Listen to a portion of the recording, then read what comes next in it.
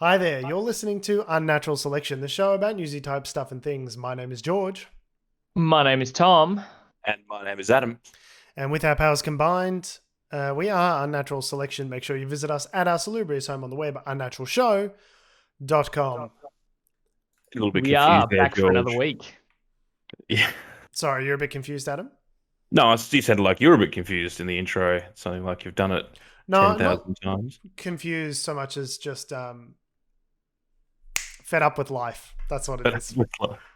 Well, you know what you need to do, George? And Walk into the sea. No. Why do you need think Well, I I mean, bought it a can house help. near the beach? Yeah, it can. You can. I guess you could walk into the sea, take a bit of a deep breath, take in the nice serene environment, and then walk home rejuvenated, if that's what you mean. Uh-huh. Oh, Yeah. you mean walk into the sea and never stop And walking? never return. Yeah, that's... And then and then inevitably you drown. Okay, Yeah. good. Gotcha. No, ill advised. If this Guys, joke has raised issues for you, please call Lifeline. No, George, what I was going to say was that you need to go to have a ride on a miniature train. Because that's what I did this morning and it fucking made my week. That's all. We're all just one miniature train ride away from Nirvana, as the Buddha once said. Literally, like you're just sitting in this little carriage. You're like your quads are burning because you have to like lean forward and sort of squat basically for the whole thing. But then you're just sort of going along, and there's kids waving at you, and you don't know who they are, but you're just waving back because everyone's waving. And Generally, Adam, right. it's as a middle-aged man, it's generally thought best not to wave at small children, as a rule. Well, ones that you don't know. I mean, you're on the train, so it's okay. You can wave. Everyone waves on trains. Yeah, pedophiles can get on trains, mate. the thing that I find a little funny about it, yeah, because Adam sent us for the listeners, Adam sent us like a video just of like, oh, this is what I did today, and it was like the train going around. Well, it looks all cool and everything. The kind of station and everything it was pulling into, I was like, this just looks like a miniaturized version of the train that we take every day. Like you're just quaintly reliving your daily work commute. Is this what coronavirus has done? Is this what coronavirus has done now? Even mundane activities like commuting in are now somehow novel and worth paying. How much was this? Well, I was part of a birthday party for a family member, so I didn't pay anything for it. But I think they do charge. It's like 30, it's 20 not bucks nothing. From what I recall, Puffing Billy is quite expensive. It's cute though, because it's like the track's like this wide, and then you're kind of like on the train. The train's like this sort of, and it just sort of goes along. Yeah. Oh yeah. It looked like a lot of fun. Puffing Billy tickets for an adult are $37. Just doing a quick Google. Wow. But you get to hang your legs out the side, George. So, we don't win a chicken dinner. This is true. Yeah. So look, did you feel as though you got your like 2 main courses worth of fun out of this experience, or? Yeah, I got to go on it twice, so I was very, very excited. That is 2 plates of pasta at a very shishi restaurant. Look, I mean, so that is a good therapy mechanism for listening to everything else that's happening in the world, which is not so good. Although maybe good if you're in Australia, if you're a fan of the budget. We'll get into that. If you're part of Fortress Australia, then turns out everything's hunky dory. Wait, it was fun if you're a fan of the budget. I mean, I don't think I've met anyone so many people who are like fans of the budget TM in that, it's budget night, like, yeah, let's figure out who are some winners or some losers, let's crack out the wine, let's watch the budget. But usually they're not fans of the budget. I don't think I've ever met like people where those two things coincide. Yeah, the only people the budget is why people love the budget. Yeah, they hate watching it, right? Yeah. It's the same reason we watch the Oscars, so we can go, oh, what? No, bullshit. Like, La La Land again? How? It's been 6 years. Yeah, so it's interesting that you said winners and losers, Tom. This is a pet hate of mine, and we should call it like early May next year.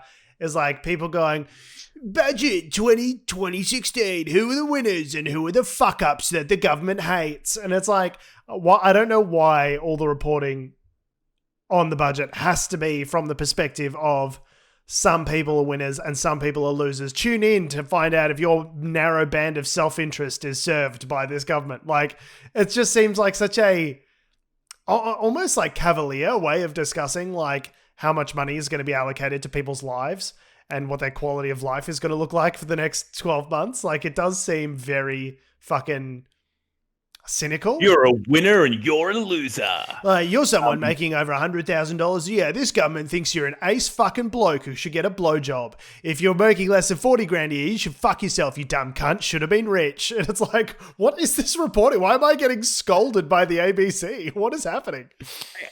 I look, it's every year they come out with numbers and they just throw numbers of money at you. They're like, we're spending $19 billion on blah, blah, blah, blah, and billions. And to be fair, they are spending lots of money in the budget, right?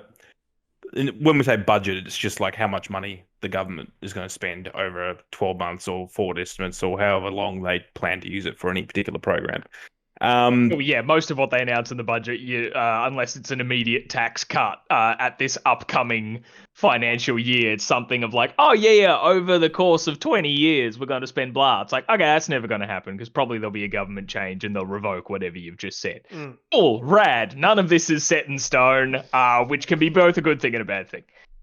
The thing is, like, they announce all these figures, but there's not really any specifics in like how they're going to use it, and that's how they're going to roll it out. Fucking hate with all of these like budget. It's just a bunch of announceables where they say a bunch of cool sounding big numbers, and the numbers are bigger than they were last year. And it's we're going to spend $11 squillion on childcare. Okay, how? In what? Like, how are you going to do that? Like, how much are you spending now? How much is that being increased to?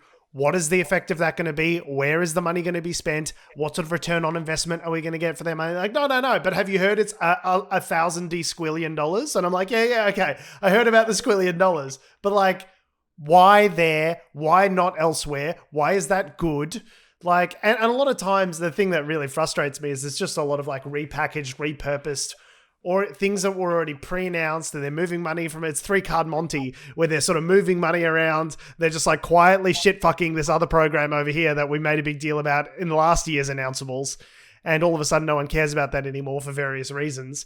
And so like, look, we found new money or it's being funded by debt or whatever it is. And it's like, okay, but like, why are we just talking about it in terms of like more money good, less money bad, rather than actually talking about the effect of any of this money? Is it being well spent? Like, I don't know. It's all guesswork, really, to a certain extent. I mean, the assumptions they made last year are kind of incorrect this year because they've revised the assumptions, and now we're better off than we thought we were 12 months ago. Like, well, and look, the reason that we're better off, by the way, is only because the price of iron ore and other commodities has risen over the past year unexpectedly. It's not because of the shrewd economic management of the job creators over in the Liberal Party. They're just like, iron ore is like 4 times the price of what we thought it would be. So great, we've got a bunch of extra money. It's like, well done, guys. You really did it. The Macca's little win. Yeah.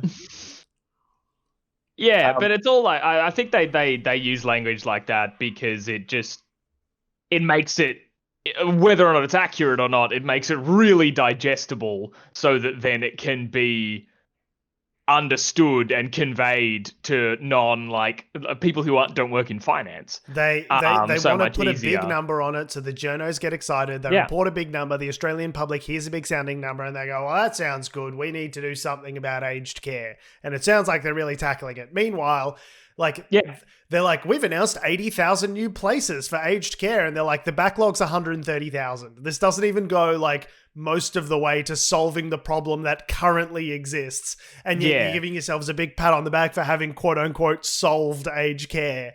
It's like, okay, like more funding is good, but how is that funding going to be spent? There's no mandate to say any of this funding needs to go to additional care providers or any of this sort of stuff. They're just saying like, here's some more money, the company that runs aged care. Hope you fix aged care. See you next year. Like, yeah, well, it's the same with cool. The big one I see every year is about mental health. Because they'll always be like, we're going to be spending X billions of dollars on mental health. I'm like, cool. Like, how though? Like, yeah, what are you going to do with it? Are you making it something that's included with Medicare? No? Then you're not helping, really, are you? Yeah, cool. I'm still anxious. So whatever you're doing, it's not fucking working. Yeah. Presumably, a lot of this, like a lot of the funding, is handed off to, and this is part of the I think the pivot between Labor and the coalition is that they give it to arm's length organisations and NGOs and other businesses to help business do the hard lifting, and government's just enabling it to happen. Whereas it's for a very instance, neoliberal way of fucking framing the whole thing, isn't it? From the LNP. with like for instance, Labor in their budget reply, and then by the way, there's a budget reply speech. Love a good budget. Of course there is. It seems kind of pointless, but this is what we would have done if you'd voted us in. But it's like, and that's pointless because if there's no election right now, so does it matter what you think? Anyway, so like 6 months out, sidebar, they think there may be an election in like. Yeah, they called it an election budget because the LNP is spending a bunch of money and they go, we want you to like us real good. Here's some cash, and then maybe you'll like us. Which leads people to think that, they might be calling an early election.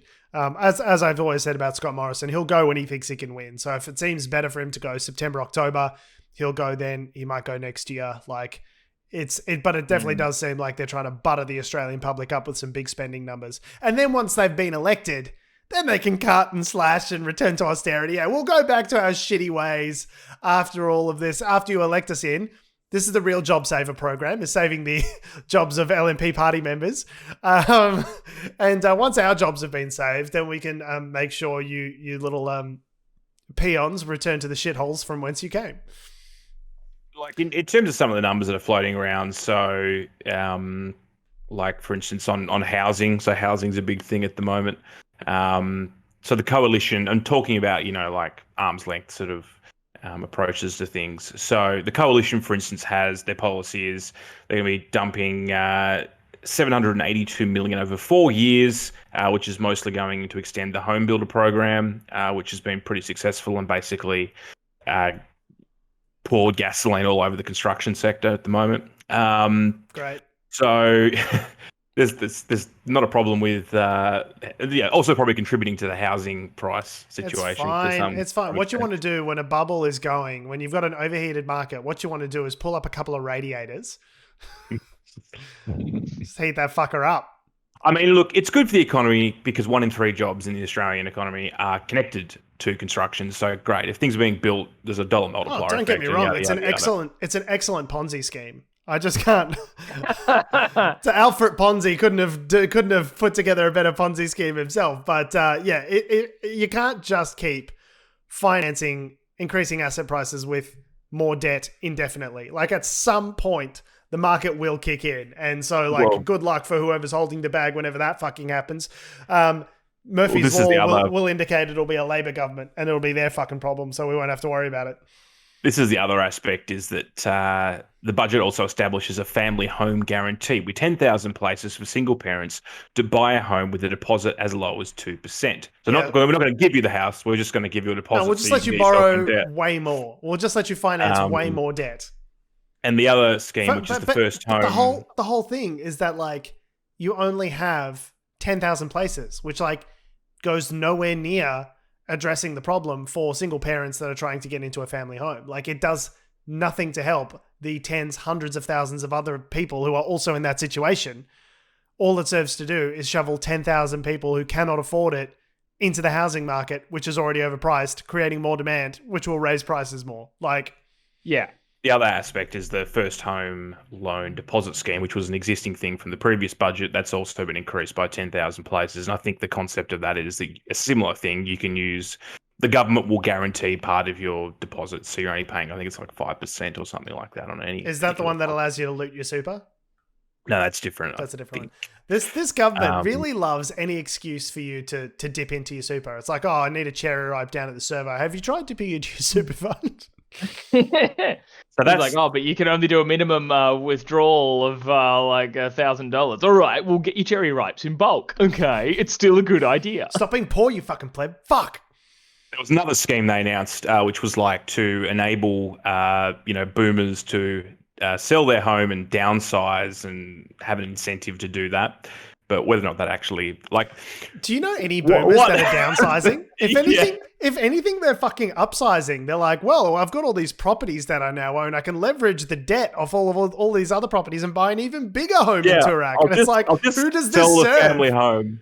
It sort of goes against the grain in terms of, I guess, people's perception of status and wealth. I mean, maybe, if you can't manage your 3-acre property because the gardening is too much, maybe. But by that point, you're probably only 5 years off a nursing home anyway. Anyway, so that's the Liberals' sort of philosophy on housing and what they had in the budget. By way of example, Labor, they actually said, no, we're actually going to build 20,000 new social housing properties. $10 billion they allocated from the budget. Yeah, hey, economists listening in, here's an idea. Maybe if there's way too much demand for a fixed amount of stuff, you should increase the supply of that stuff, and then that might reduce the price. Just a crazy idea. It's a thing that governments used to do all the time, and then we just stopped fucking doing for whatever reason.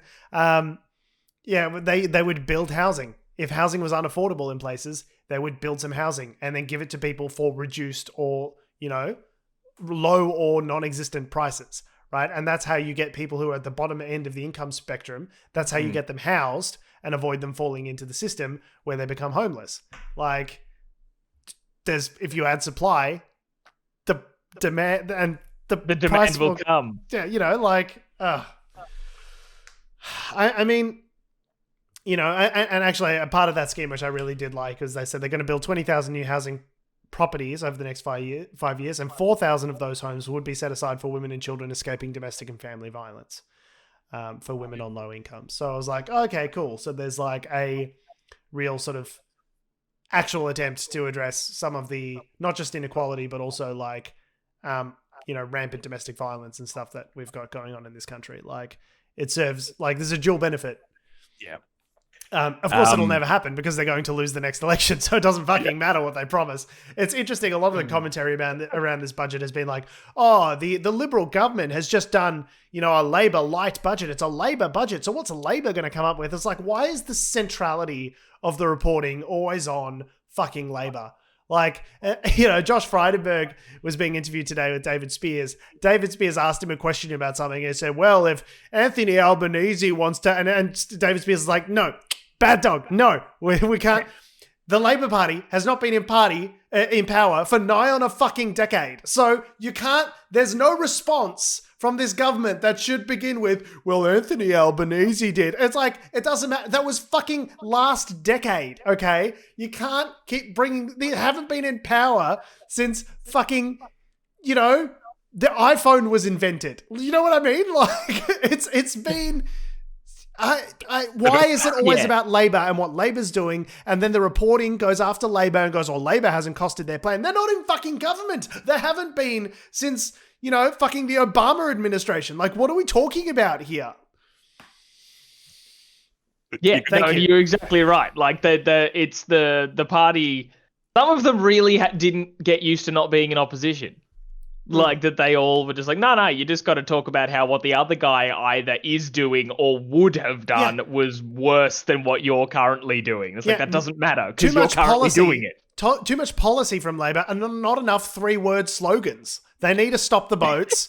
Then, legitimately, make yourself a small target, attack the other side. This is how you win elections. You have to go for the nutsack. You can't, why are you giving detail on your shit and costing your shit? I love it. I love the policy wonk side of it. The lefty in me goes oh, good, they do care. They are doing good stuff. And then the reporting becomes can you believe this fucking Labor plan? It's they're nobody. They're just some guys in Parliament suggesting things from the back of the room that won't get up. Who cares what they think? The criticism was, for context there, that the housing plan, $10 billion, isn't enough to make $20,000. Who cares? 20,000 houses. They would have to be very, so very cheap it's going to be $100 billion. houses. None of it matters because it's not going to fucking get up. Who cares? It's going to be 100,000 units. Who cares? You're not a government. It was funny today, speaking about... No, sorry, Adam, go ahead. I was going to speaking of talking points, so the David Spiers interview today. So Josh Frydenberg obviously has he's got his dot points, and every question is a chance to get through the dot points, right? Uh-huh. So there was Spiers a lot of personal responsibility, a lot of jobs and growth, a lot of what was the other one that they were talking about? Talking about lowering taxes, lowering the tax being burdens, better off, being better off every day. Working Australians, lowering taxes, principled, et cetera. All that sort of talking point horseshit. But the best part about it was Spiers is obviously trying to sort of get him to answer the bloody question and not just go to the next dot point in his mental, script. Yeah. Anyway, at the end of the interview, he goes, Josh Frydenberg, thanks for your time. And Josh Frydenberg goes, pleasure to be here. And Spiers just gets, because in Insiders, they've got 2 couches. So Spiers gets up from one, turns around, looks at the other journalists in the room and goes, and just starts ripping into the treasure. Oh, I tweeted about this. I said, it was the tweet that I sent immediately after, which got more traction and love than any tweet I've ever sent has ever gotten, was... hang on. I love the fact that David just walks away and shit talks the interview he just did when the guest is obviously still in the room. Yeah. That's just brilliant. Okay, yeah. And Josh Frydenberg's obviously full of shit. Laura Tingle, do you want to have a crack? Yeah, it's just brilliant. I like to picture just Frydenberg still stone-faced, but is just like a few feet away and a single tear going down the face as Spiers just rips him a new one. Trying to get the mic off. Obviously, the treasurer there reluctant to admit that he's a fucking George. Sorry. So yeah, I shouldn't say fuck. It's like we won't get we've got some other things to talk about today, so we won't get too much more in depth with the budget. But basically, they're spending lots of money. It'll put us in debt. When asked about it and how that's like, kind of hypocritical given the earlier budgets that they came out with and the whole reason why the coalition was elected in the first place. Most people in the coalition just either avoid the question or shit themselves quietly. But it doesn't really matter because apparently we're all going to be better off. There are signs. David Spiers pointed out that people in this income band, if you don't bring forward these tax cuts that you talked about, these people in a year will actually be worse off than they were this year. And that was just a concept that Josh Frydenberg's brain could not fucking comprehend. He's like, no, but they'll be better off from when they were previously in the 17-18 financial year. And he goes, yes, but if I could just direct your attention to the truth over here, that someone this financial year versus next financial year will be worse off. And he'll be like, no, because like overall, the total thing will be better off. And it's just like that. For about 8 minutes where they were just like couldn't agree on what truth and facts were. The context for that is that in last year a lot of people would have received, like if you're on the middle income band that sort of I'm on, you get about $1,000 of like a little cash injection. It's the Liberals' way of giving you a cash stimulus without actually giving you a cash stimulus. Without it being a cash stimulus because they trash talked that the last time that we did this. Yeah. So that's staying around this year, but it won't be here next year. So in theory, next year I'll be $1,000 worse off than I am this year because that stimulus is a one-off or a two-off in this case, before anything kicks in down the line. So anyway, that was as George said, that was a merry-go-round of fuckery for 8 minutes of that interview.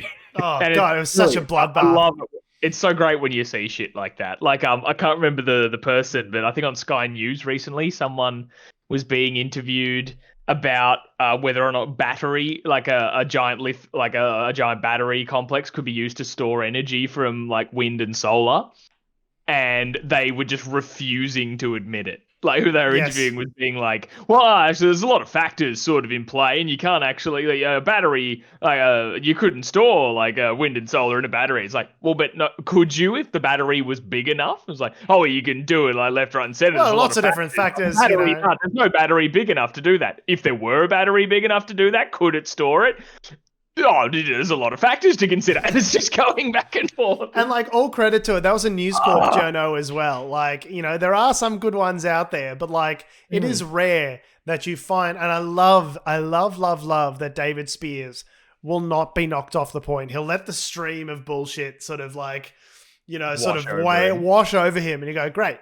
But remember the question that I asked several minutes ago?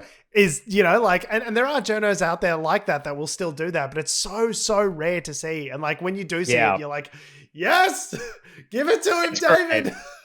The hardest part is when, if the politician can stick to the bullshit long enough that they run out the clock. Yeah, and that's the plan. That is basically what happened with run out the clock with the treasurer Josh Frydenberg today. Is basically it was just like, well, I've got 10 minutes for this segment, and we got to get back to the panel. So we're just going to move on at some point. And that's exactly what they do.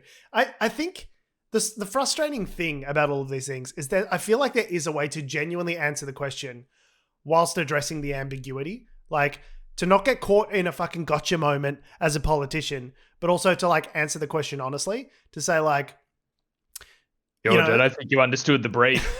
No, but to say this is the plan that we have.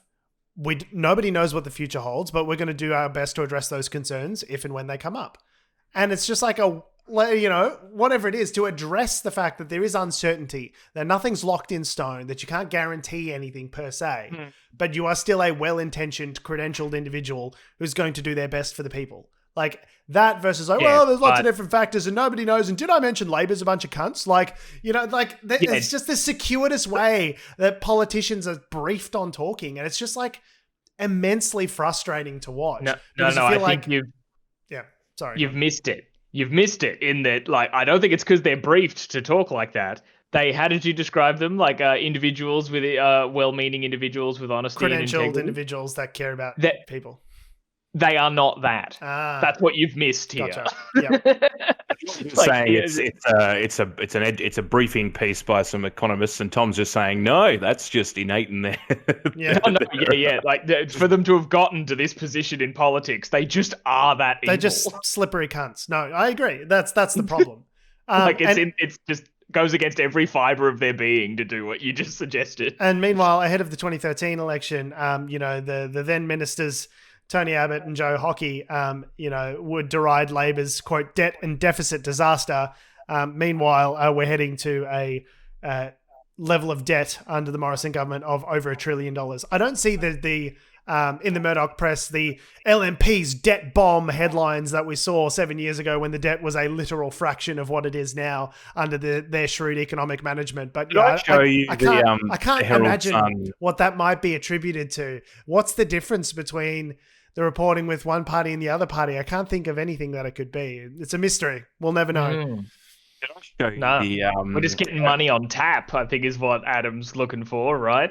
I like money on tap, to be fair. The Herald Sun cover that they did, it's it's cash on tap or whatever, full of awful craft beer puns. This is not going to work very well, but let's see if I can get this up towards the camera. Oh, yeah. You can sort of see that. In all its HD webcam glory. Just this fawning cover of Josh Frydenberg and Scott Morrison, rosy-faced at the pub. It says full strength recovery, and everyone holding a bunch of beers and congratulating them for a wrought well done. They are beer glasses full of notes. Money notes. It's money notes. Yeah, that's the thing. It's cash because it's cash on tap. Could you imagine? It's full of craft beer puns. And you're the cartoonist. It's fucking awful. You're the cartoonist who works at The Age, and you get home, you shut the door behind you, you just sigh, and your wife goes, "What's wrong, sweetheart?" And you go, "I just did a cartoon with the cash was beer as money and made ScoMo look really good. I'll be in the den." Anyway, and the Herald Sun, by the way. The Herald Sun, yeah. I don't know what The Age did. So look, I mean, overall, spending money is good. Like, if they weren't spending money, I'd be, would be probably having a sterner conversation than we are now. Yeah, you have to spend money in this situation. But gotta spend money to make money. It's not the issue is, where is the money being spent? What value is being achieved for the money that's being spent? Is it targeting the most vulnerable people? And what's the plan for getting back into surplus and paying off that debt? I think the answer to all those questions is no. Yeah. No. Yeah, the answer is the money being spent? No. The concept, though, of the answer is national fuck debt. you. That's my name. Yeah. The concept of national debt's kind of fucked anyway, because like it's not the same as getting a loan from the bank. Do you know what I mean? It's different from personal debt. We've talked about this a lot, where it's kind of like a country's budget and deficit and debt and stuff like that is not the same as you being in debt. Like as long as because money isn't real and the country can control it. Exactly right. If you have a sovereign currency that you can control, you have a lot more flexibility, right, than other entities. Yeah. Sovereign countries work on a time scale that humans just do not. Australia as a country, provided we haven't, fallen into the sun and the global warming hasn't fucking ruined everything, Australia will still be here in 200 years. So Australia as an entity will continue to exist. Debt is a kind of fungible, mushy thing over the long term. But if you've got a situation where, hyperinflation starts to happen, interesting. Because of all the spending, inflation happens, the interest rates go up, that debt becomes unmanageable. Like, this is how big financial crises happen historically. So we need to make sure that, yes, it is a future problem. It's not today's problem. Today's problem is putting out the fire with fire hoses of cash. But we will have to deal with this at some point. And it's the at some point which just gets increasingly fucking murky with this crew. And the thing is about interesting with the inflation. So we think we're spending lots of money here in Australia. The US has just been I don't know I can't give you an image of how much money they're throwing at things. A fire hose of money that's basically the exit of a dam, basically that's full. Yeah, they've released the Kraken of cash. Not the image I thought you were going to go for, Adam. I'm proud of you. Thank you. I can just achieve small things sometimes. It's being in your 30s, folks. Yeah. But the inflation in the US has gone up a little bit. It's up to sort of a couple of percent at the moment. Yeah, and some people in the US are just freaking out. The debt people are just freaking out. They're like, gold, it's the only way. It's meanwhile, inflation's up to whatever it is, 3 point something, 4%. But it's normal traditionally. Up from the dip that it took last year because of this little thing called the coronavirus, which you might have heard of. And so for it to have bounced back somewhat is more or less on the trajectory that it otherwise would have been had nothing have happened. So this is a completely normal state of affairs. Now, if we're regularly looking at inflation rates of 6%, 8% across the board, then yes, you've actually got a problem on your hands. But what we're talking about is a pretty modest increase in inflation, which was more or less expected. The Fed is not freaking out about it. It's just the gold, the buygoldhere.com people that are causing a fuss when it isn't necessarily warranted at this stage. We've got bigger fucking problems. And this is probably the thing, is that the biggest story this week out of the US is not the 3 or 4% inflation or whatever they're up to. It's the fact that the largest fuel pipeline in the US was shut down by a bunch of hackers, and now Mary Jane and Sue are having fisticuffs in the BP car park because there is no gas. No gas. Ain't no gas. So the largest gasoline pipeline in the US is just now returning to service following a cyber attack that took the fuel artery offline for 5 days. So Colonial Pipeline Company, operator of a conduit that handles more fuel than Germany consumes, said it began to resume shipments around 5 p.m. Eastern Time the other day. It said deliveries had begun to most of the pipeline's market. So within a week, all these sort of instabilities that have been caused in the market should come to an end. But that's not the thing that's really interesting to me, at least, about this story. The thing that's interesting to me is that it was a ransomware attack that shut all of this down. Basically, a group of cyber criminals got in there, shut down the systems. Colonial Pipeline Company said, no, we didn't pay the ransom. Turns out it looks like they did pay the ransom, which is about $5 million in cryptocurrency. They did pay it. They did. They said they weren't going to pay it. They did say that. And then very quietly, it seems like they did pay it. But the problem with that is in terms of...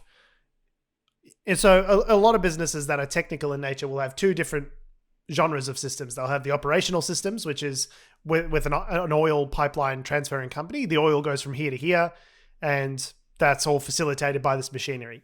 You also have IT systems. IT systems are the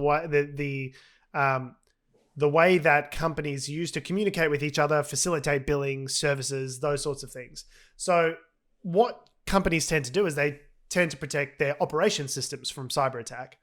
But they don't tend to protect their IT systems as much, their internal Gmail, their Slack, that sort of thing.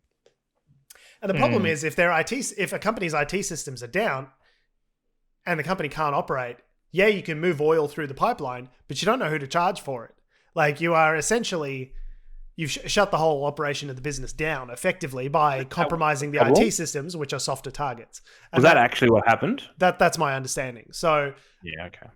Whilst the operations weren't necessarily compromised, the IT was, and if no one at head office can fucking see or do or control anything, you've shut the company down.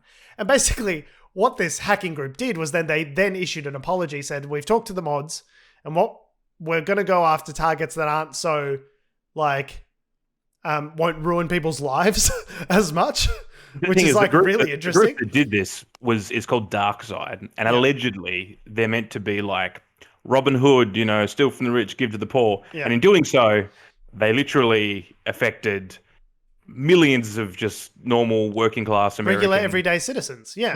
Like half of, there is like in some areas, there were 60% of petrol stations that were out of fuel.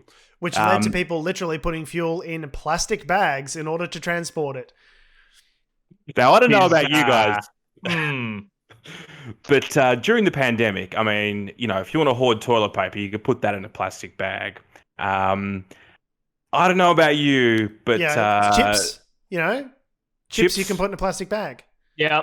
What kind of plastic bags are we talking about? The weird single-use ones, or the ones that Coles are charging me out the ass for if I forget my bag? These plastic bags will transport any of these materials. Amazing. Perfect. They cannot transfer a highly flammable substance known as gasoline. Good, because they say reuse and recycle. No, they say reuse and recycle. I've got to use them again. Have you ever picked up a plastic bag that didn't have any little like perforated holes in it? I'm just imagining like a fucking Willy Wonka fountain coming out of these plastic bags. What are you talking about? What is happening? What is the world like? As America, like within the space of like 3 days, turned into the Mad Max fucking hellscape we always knew it to be. Yeah, it was an amazing little snapshot of what a possible future could be if we hit like that. Like, yeah, the creepy Mad Max future that we've all talked about.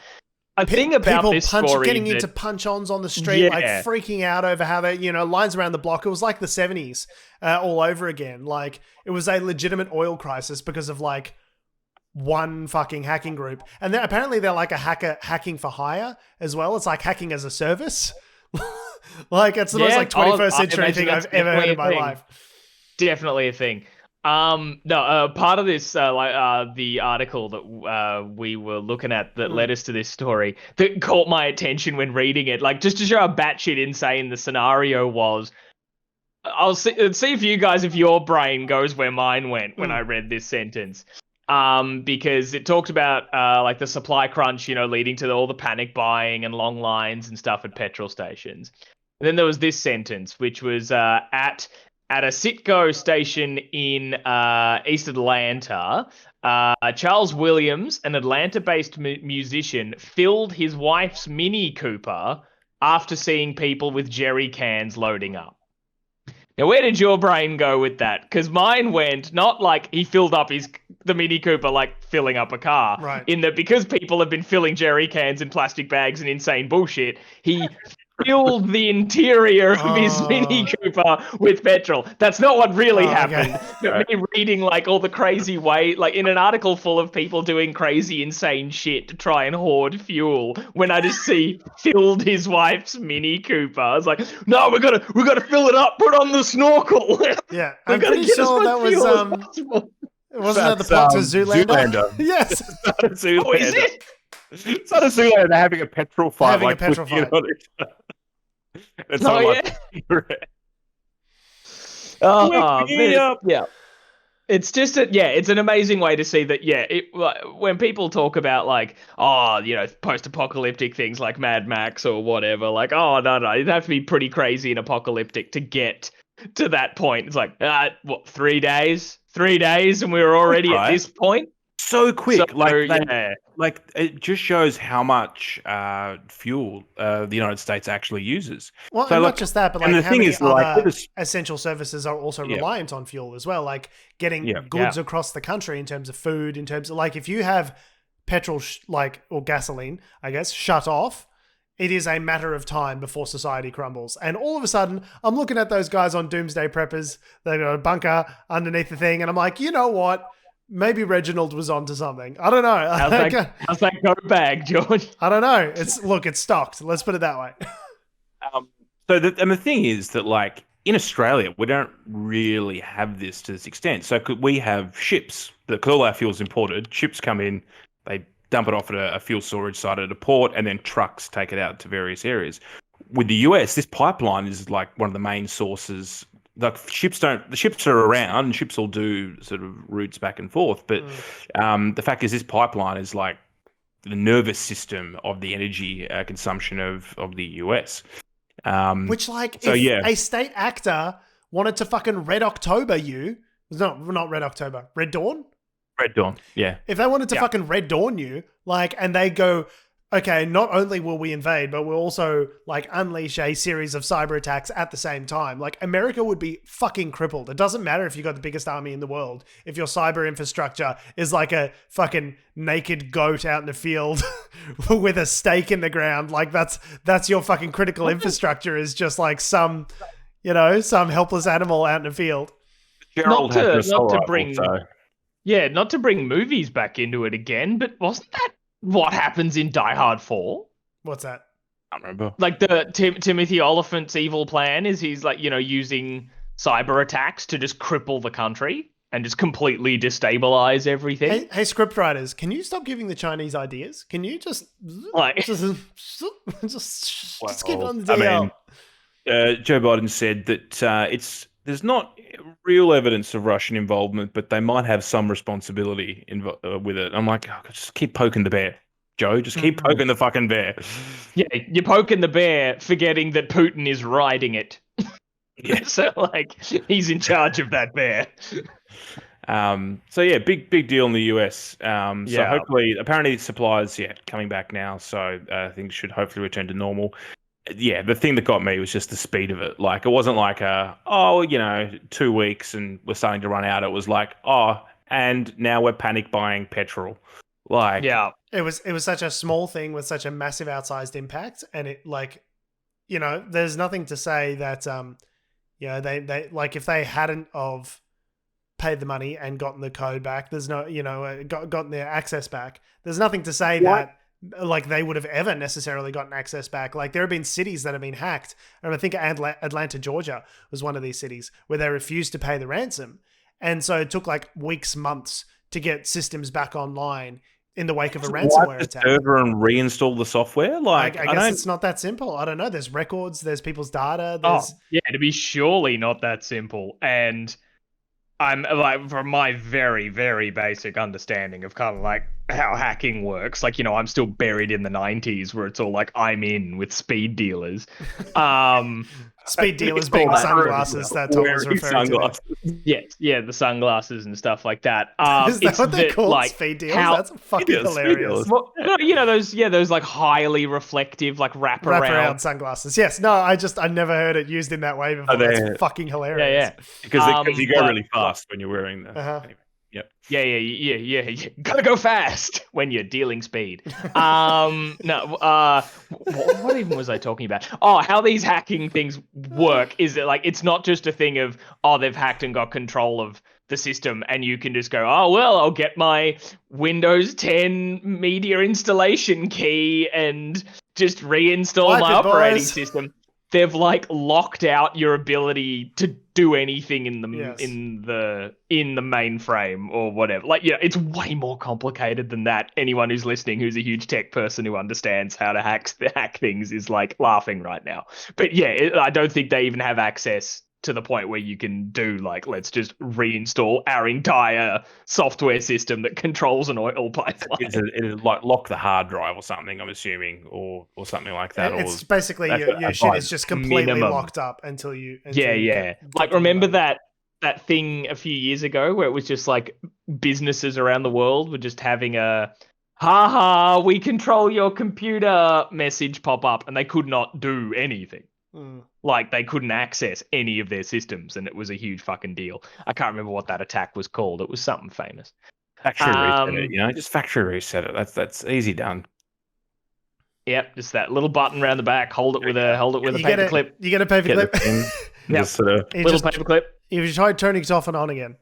Yeah, hold it for 30 seconds, which is a lot harder to do than you'd think. When you're just like pressing a paper clip, like just in a little spot, takes like a lot of good grip strength, dexterity. Yeah, So I don't know of a good way to segue into this, but I suppose like the other big. Speaking of the place that oil comes from, the Middle East has been a shit show for several decades at this point. Is anything happening there now? Yeah, you could say that. Something that's been happening there for a long time, really kicked it up a notch this week. Tensions between Israel and Palestine have greatly escalated in the past 7 days, with lots of bombings. I haven't got like death toll numbers in front of me, but Israel is bombing the ever-loving shit out of Gaza. Seemingly, like, it's not like indiscriminately, like it's not seeming like they're just throwing bombs everywhere to destroy stuff. It seems like much more targeted than that. The really crazy one that I read about was them destroying the building that the Associated Press and Al Jazeera worked out of in Gaza. They're like, there's militants in there. I'm like, I don't know. It seems mean-spirited Israel. I don't know about that.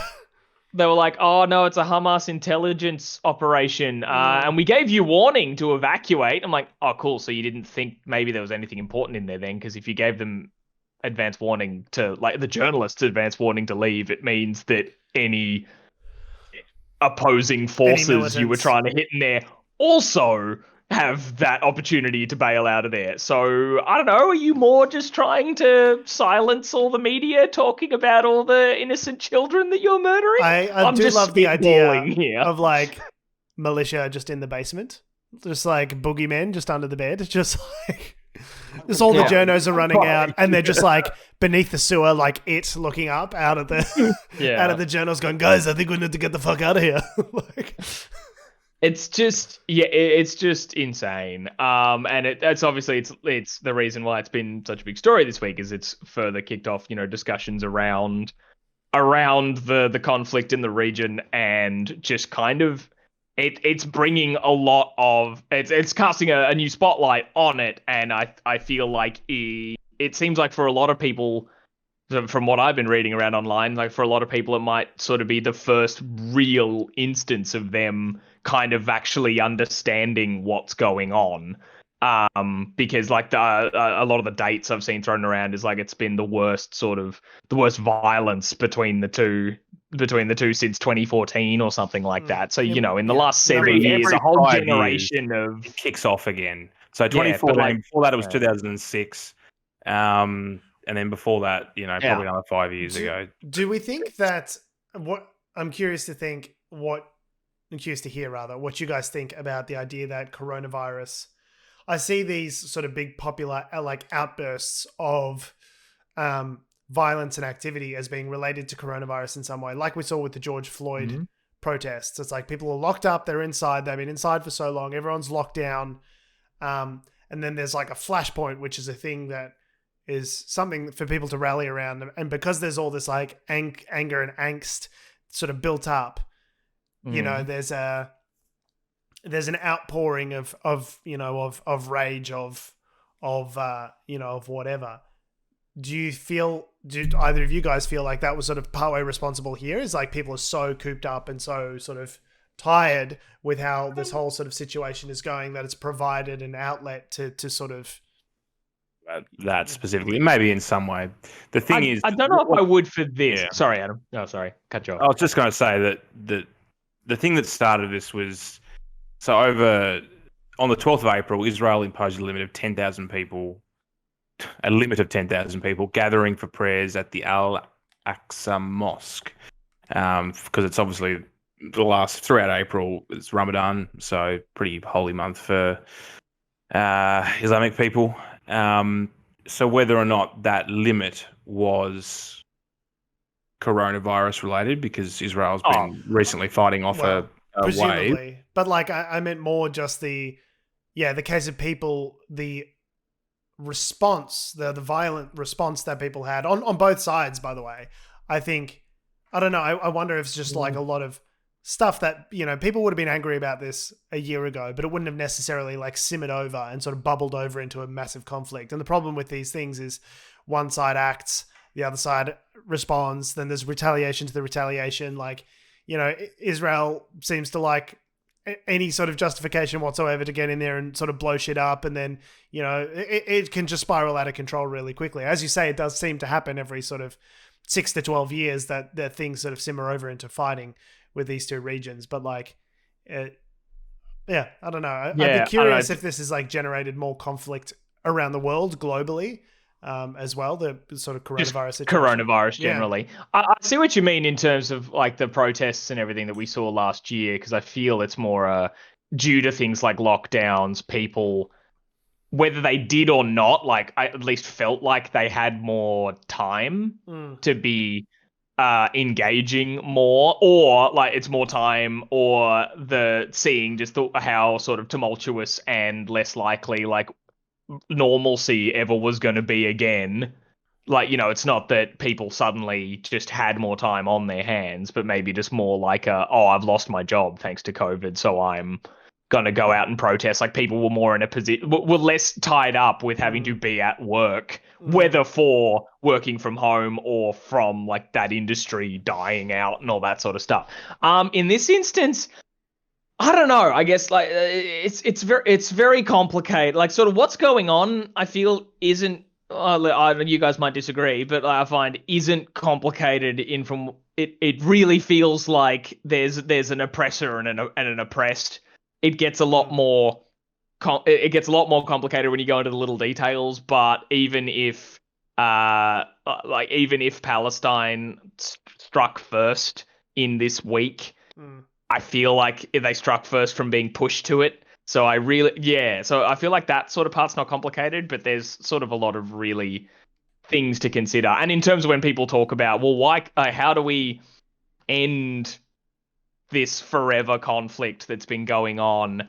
That's where it gets super, super complicated. Because while I wouldn't necessarily call this like a religious war or battle, the religious aspects of like, you know, sort of what's kicked a lot of this off is important. Like, because, you know, if it's just a case of like, you know, Israel are trying to just wipe Palestine off the map because they want their land, like they feel like they're being they feel like they're encroaching on their land or whatever.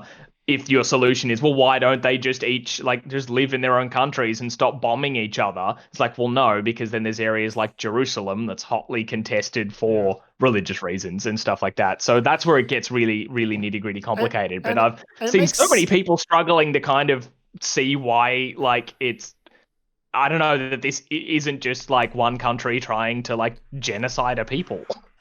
I see both sides of it. Like, I see why the Palestinians are upset. They live in an apartheid state, basically. They live in a situation that is increasingly encroached upon, and that situation is not going to stop. So it seems only natural that they would lash out, right? Problem is they are not in a position to mount any kind of credible defense, because the US sends whatever it is, $3.6 billion a year in unconditional military aid to the Israelis. And the Israelis have an air force and an army and tanks and, you know, Iron Dome and missiles. And like, it is not a situation of like two equally sized forces. However, I understand the anxiety of the Israeli people. People just like indiscriminately, the other side of civilians, definitely. The other side to the average Israeli civilian's mind is a bunch of people who, you got to remember where they've come from. They've come from the Holocaust, where they were, you know, they've got this piece of land. They had to fight for it. They've had to fight for their very existence. They have come from a trauma, like an intergenerational trauma, which has basically said, if you don't fight for yourself, then you will become the victim. And so there's that constantly sort of playing back in their mind of like, if we're not encroaching on someone else, we're the ones getting encroached on, right? And so cultural perspective. I'm not saying every Israeli has this perspective, but I'm saying that is an idea that's baked into the culture to some degree for some people. And so, I could understand like why like if the you're average person people on the street is really scared that there's people shooting rockets into their family home. They're living just like a more or less normal, middle class existence, and like some people over there, and then all of a sudden the air raid siren goes off, and you have to go down to your shelter, like you're living in constant fear. And it doesn't help that Muslim extremists will say things like, "We need to push the Jews into the sea," like. That is a thing that they live with, where this fear that like there's a lot of Muslims in the world. There's only one country that's specifically Jewish, and it's this one. So if we're not aggressively pursuing our interest, we are the ones who'll become the victims. Yeah. And like all of that is pretty rational. If I was in their position, I would feel similarly under threat. That doesn't then justify you committing human rights abuses to another set of disadvantaged people. Like, but it just seems to me like it's just always going to be like this. It's going to be this intractable conflict that flares up every so often, and it's just going to be like bombings and human rights abuses. But what's the end game, right? Here's the idea. What's the end game for Israel? Say they do absorb all of this territory of Palestine. These people aren't going to go away. You can't kill these people. You can't commit an ethnic cleansing and be done with them. So like, what happens to them? Do they get integrated into Israeli society and become democratic citizens? Because like, what's the plan here, guys? Like, it really, like, I know people sort of throw this around a lot, but it really feels like they're trying to genocide them. Like, a comment from one of the military leaders was like, "We will stop bombing them when there's complete quiet." Yeah, you've got extremists on both sides, and this is the problem: is that no one is like on the Palestinian side. It doesn't seem like there's any credible control that's not like, sort of military or kind of theocratic based. That's quite extremist. And then on the other side, you've got a lot of a lot of sort of Zionist Jews on the other side that have their own sort of perspective, and it's like trying to get those two groups to agree on anything is just not going to happen. That's why it's the intractable conflict of our time. But the other aspect is that, and perhaps to your earlier point as to why now, why are we in this position? So two things. One, Trump basically emboldened Trump's, when he was in power, kind of did an about-face with American policy on the whole thing. Traditionally, I think it's been sort of like a two-state solution, and and the US has tried to play mediator over the last sort of 40 years. Not an overly credible one, considering they're giving one side $3.6 billion in unconditional military every year. And then, but the thing is, with the Trump administration, they effectively started to take sides a bit more overtly. The embassy shift was a big deal. Yeah, so there's that aspect interwoven through it. And the other thing is, and the Biden administration, by the way, hasn't unwound any of that, really. So there's an emboldened sense of, well, we've got US support for whatever we do from the Israeli military perspective. And the other aspect is Israel just had another election where Netanyahu sort of scraped through and has formed a government. But if you're a government that's potentially split down the middle and trying to get broad-based support, what's better than taking affirmative action on something which is sort of a part of the national zeitgeist in terms of fear? Yeah, it did occur to me that on an enemy. Yeah, it did occur to me that Netanyahu being in a precarious position politically could be justification for allowing things to spiral out of control and say, you need a firm hand on the wheel to stop this sort of shit from happening. And that's been his thing. Like he came from the military, he fought in the previous wars back in the 70s and 60s and stuff. So, that is interwoven through it. How do you fix it? I don't know to what extent he genuinely believes that, and to what extent he's just increasingly more in bed with far-right extremist sort of parties that have sort of pushed him over to this perspective. How much of it is like, the tail wagging the dog, right? But and how much of it is like, literally like ginning up nationalist fervor by allowing a war, to spiral out. Yeah, starting a conflict. And the other aspect is on the other side, you've got Hamas. Incidentally, wasn't that a film called Wag the Dog? Wag the Dog, yeah. Was you make up a war to, to win an election. The other side, you've got Hamas, right? So Hamas are effectively they're a political movement that's sort of based in Gaza and stuff. But the US identifies them as a terrorist organization, don't they? Correct. Yes, they're one of those. So does Canada. It's one of those things of terrorist or freedom fighter, depending who you ask. So most people, well, not most people, but there are a large number of countries that see them as terrorists. So they sort of run Gaza by the de facto government. So the problem is that it's not like, as far as Israel is concerned, it's not a bunch of, they're not dealing with people in good faith within the Gaza Strip. They're dealing with a bunch of terrorists. So there's already, a sort of equilibrium in terms of the playing field for which you could start discussions that doesn't stack up. And look, in fairness, it looks like Hamas just set up rocket batteries every so often and just let a few off and then move the rocket batteries somewhere else. And it's just sort of I don't know. I don't know what they seem as their aim or their end objective in terms of firing the rockets. But it's something that, I guess this happens, every couple of years there's a flare up. It's just a question of how bad it'll get. And at the end of the day, on both sides, it's normal people, civilians that cop it. It's very much, particularly in Palestinian children and civilians in this past week. Yeah. So and you look at the casualties. I heard the other day was like nine, I think Israelis have died, about 128 Palestinians have died. So and in every conflict that erupts, it's those outsized sort of proportions that really gives you an indication of, okay, who's got the power here, right? And it just is Israel. But unfortunately, they don't have enough power to like, I don't know, enforce peace, whatever that means. But they've got enough power to like win any sort of military engagement that they like handily win any military engagement that they would get involved in. So it's like, it just, what it reminds me is that, also people, it's important to like interject here and say like, people are not their governments. Like, I'm sure there's, like Israeli citizens who are like horrified by all of this and hate what they're seeing. And same on the Palestinian side as well. It's just, the people in charge, the people with the guns, the people with the muscle, for political reasons, for financial reasons, for whatever, the incentives are just lined up in such a way as to perpetuate eternal conflict, it seems like. And I just don't know how any of those incentives are going to change, how it's going to be. It just seems like to me it's going to be a forever war. Like, I think you either have to have a clear winner or, it will just go on forever.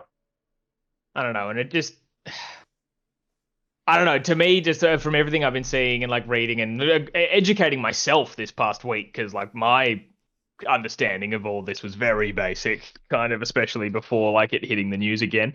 I don't know. Just it feels really galling just to sort of see the heavy amount of barraging and warfare coming from the Israeli side in retaliation or not for like against people that like they displaced over the years, right? Over the decades and decades and decades. I don't know. I've seen some people describing it as colonialism, of just taking areas by force. And all that sort of stuff. And I see that. Like, it sort of feels like whenever we talk about colonialism, I don't know about you guys, but it always feels like we're talking about something that's not done now. It happened hundreds of years ago, and we're dealing with reparations and all that sort of stuff. But it feels like, we're kind of seeing like what the British settlers in Australia did, but in real time. Like, we're seeing it live in front of us. It's the sort of conflict over land that you don't really see much anymore in the 21st century. It's the sort of thing that the UN, the League of Nations, as its predecessor was called, was sort of built to avoid. Like, we don't live in the 18th century anymore where we're going to fucking annex Crimea and that sort of shit. Like, it is rare that those kind of things happen nowadays because of those multilateral institutions. Well, the UN kind of caused this in some ways. Like, if you go back in the 1950s, they effectively rubber stamped the whole thing. I don't know if there was an actual resolution. I can't remember, but it was kind of like, okay. You're talking about Israel being instituted as a back in the 50s. Yeah. I get the impulse. Like, I think it is good that there is a state that is Israel where Jews know that they can be safe, because there's not a lot of places in the world where they can really be safe. Seems like every fucking racist's knee flex, you hit the hammer on the knee and then it's just like anti-Jew is the reflex. Like, I get that there is a need for a Jewish state. But the history is decided by the victors. How far are we going to go back? You say, okay, well, before that it was Palestine. Before that it was Israel. Well, before that it was this. Like, how many generations of blood do we need to go wade back through, before we decide who the rightful owner is? Like, in some sense, like, history is dictated by the now. Who's in charge now? And like, from a realpolitik perspective, the real situation on the ground is who's in charge, who's got the guns, who's got the muscle. And right now that's Israel. And whether it's right or wrong is like, it's kind of besides the point. We're not going to go back to a situation where they just hand back half their country to Palestine. It's just not going to happen. So, like, what is the end goal, actual end results that we're trying to shoot for here? Like, I don't think anyone knows. That's the thing. No one's, and this is why over the last 30 years, no one's been able to agree on anything, because everyone wants different things. I mean, this flare up isn't as bad as like the 2014 conflict actually had a full on ground invasion as well. So, give it time. I don't know, Tom. It seems to me like you're very much in the, like, Israel's the obvious bad guy in this. Am I reading that wrong, or? Yeah, I'd definitely say that's how I feel about it. I mean, it's way more nuanced than that, especially when we talk about Hamas and all that sort of stuff, and either are you just defending yourselves, or are these acts of terrorism and all that sort of stuff? But it's not an even playing field. Yeah, I agree with that. I don't know, sort of, the kinds of things I'm seeing of, like, buildings being leveled and stuff compared to just rockets being shot over into Israel, compared to, like, the kind of stuff that they're dropping on them. It's like, It seems to be a real statement, doesn't it? It's like, we're going to take out your your big ticket items, big apartment buildings, big things, that dominate the landscape around. Yeah, it is a shocking taking out the media. Yeah. Like, I know they have their other reasons for blowing up that building that they say, but it's, I don't know. I agree with you. They gave everyone an hour's notice, so it's fine. It is clearly. Oh yeah, totally. It is clearly a power imbalance. I guess what I'm saying, and not to defend the Israeli government, but I guess I see it from their perspective as well. I can see both sides of the argument and why both sides think it's intractable. I can see why they're like can't agree on it. Like, that's why the resolution is extremely complicated. I don't know. There's the angle that you're going for, Tom, and I think I'm probably with you on this as well. Is that it's the whole with great power comes great responsibility. If you're the one with the power in the situation, is it not incumbent upon you to be more nuanced in your actions rather than just constantly smashing everything with a hammer? I'd say and especially when maybe, like, a lot of the causes of the issues, like, of displacing these people and all that sort of stuff, can be laid at your feet. It's kind of like you've got responsibility in that sort of sense. Like, I know you might not agree religiously or ideologically and all that sort of stuff, but unless all you want is to either genocide these people or just keep bombing each other for the rest of time in a forever war, you've got to come up with something else, because, like, as we sort of talk about, like, Palestine does not have the muscle or the clout or, like, in diplomatic relations to take that step. No, and it never will. So Yeah, and well, and it won't unless somewhere the Israeli government can be the better person. Yeah. Right. Don't hold your breath. The thing is, the rocket attacks into Israel, they'll do damage, destroy some buildings, but they'll get rebuilt. You're bombing large pieces of infrastructure inside the Gaza Strip. Some of those things, they're going to stay blown up and bombed for years. Which further exacerbates the problem of increased density, the wealth of the region. Like if you keep bombing, critical infrastructure, it's hard to ever break out of that cycle of poverty, right? And sort of build yourself up into it. And that's my point. That it feels like that's the goal when we talk about like what's the goal for some people. It seems like for them the goal is wipe them out. If you can't guarantee the safety of your citizens, if a rocket comes over and kills a young family or something like that, you better believe it's on like Donkey Kong, and the government would want that, and I think a not insignificant portion of the citizens in that country would want that as well. I guess it's counterintuitive though. Like if you want them to stop shooting rockets at you, like bombing buildings and causing a whole generation of people to grow up hating you isn't exactly fixing the problem. No. It's really such a military-industrial complex fucking solution to the problem. It's like, well, just bomb them into submission. It's like, when has that ever worked? When has that ever worked? When the problem was solved by just killing, like shock and awe, killing more people on the other side. Like, has that ever worked historically? Maybe in the Roman Empire, like that lasted for a while, but they struggled. Like those wars lasted decades, hundreds of years, by the way. Yeah.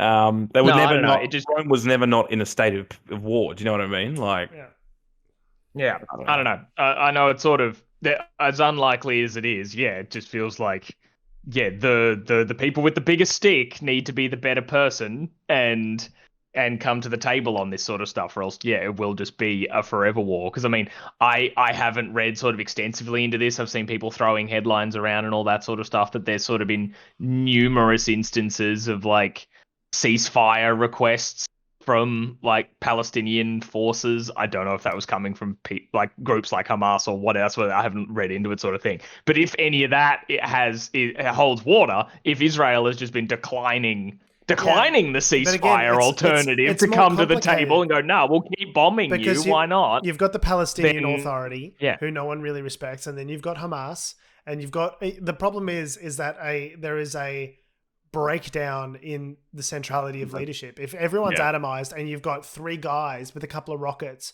who can just doing their own thing, not listening to anyone's orders, like shooting rockets over the fence, like it's not a simple case of like one side orders a ceasefire and the other side orders a ceasefire and everyone just obeys the ceasefire. If you've got these fractional groups that are off doing their own thing, jockeying for power and influence and stuff like that in the region, you might negotiate a cease. They've had ceasefires that have been broken because a particular group or, someone just doesn't recognize it and says, go fuck yourself. Same thing's happening in Afghanistan at the moment. Like there's meant to be a ceasefire for Ramadan Eid in Afghanistan between the Taliban and the central government. But there was a car bombing a week ago or so, which killed like 80 people. There was another bombing the other day at a mosque. Now the Taliban's gone. To see it as an opportunity to go, everyone's got their defenses down. I'm going to pop some shit off because it's beneficial to me when they're not suspecting it. Like all you need is one fucking dude to think like that, and you can pop the shit off. Shit'll pop off all over again. Like. It's a real problem of centrality and control more than anything else. Or you bomb them and degrade the infrastructure and degrade the ability of the people to actually come to that sort of consensus of centrality. The more you're going to have terrorist-like groups, who are going to go off and do their own thing.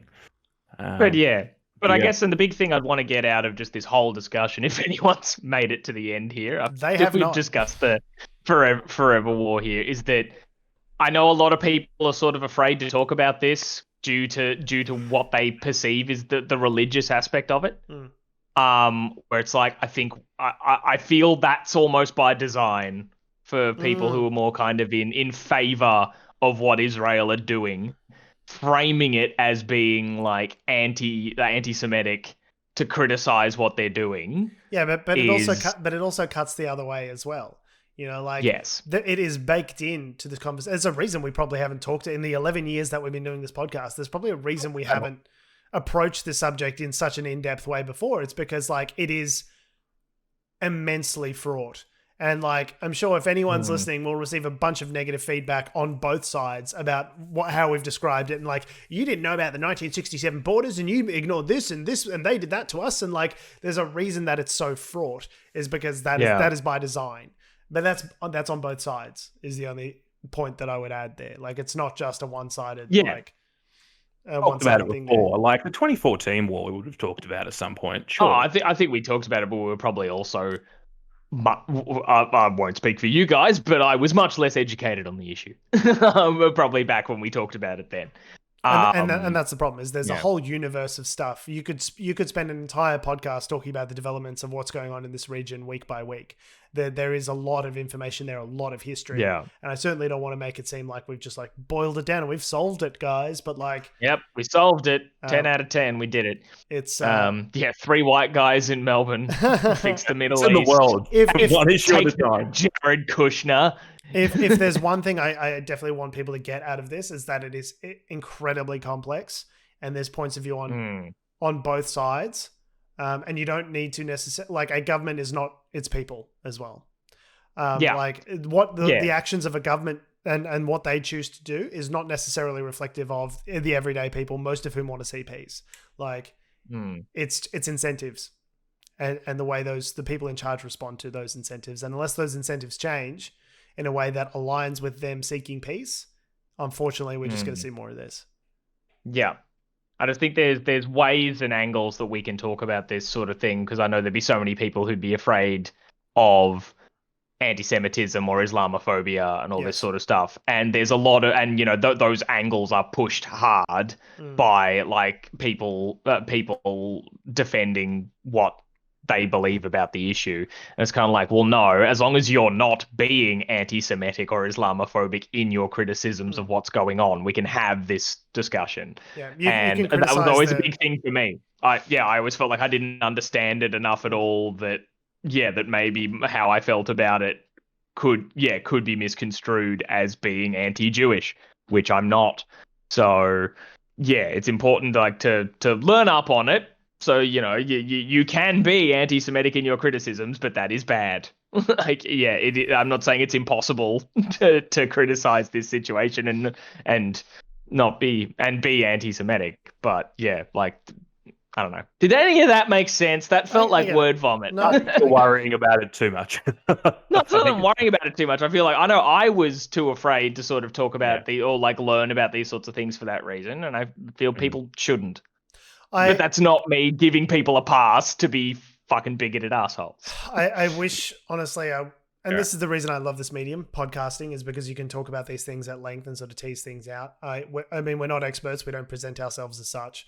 We're here primarily as comedians and commentators, rather than people who are subject matter experts necessarily. But I guess the one thing I would say is we do try and allow ourselves the space to sort of ventilate all of these concerns and try and see things from as many sides as possible, and hopefully come to a conclusion that's a little bit more nuanced than the 30-second grab that you'll get on the evening news. On that note, it's well over time, but on that note, we have been, we are, and we always will be Unnatural Selection.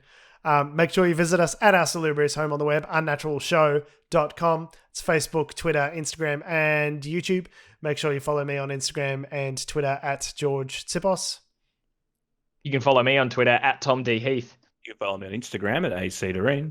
And you can follow us all to the main lobby of the internet, where we'll be peering around the corner looking for all of those listeners who have since abandoned the show. Thanks for listening, guys. Love your faces. We'll see you next week. My brother just texted me. He said, you guys ever interact with the chat on Twitch or nah? We did. We responded to his thing. I did. I responded to someone on Twitch. Was that your brother? Fuck you, Josh. Was that on this episode? I don't pay attention to the chat because I'm not logged in. Bye. Bye.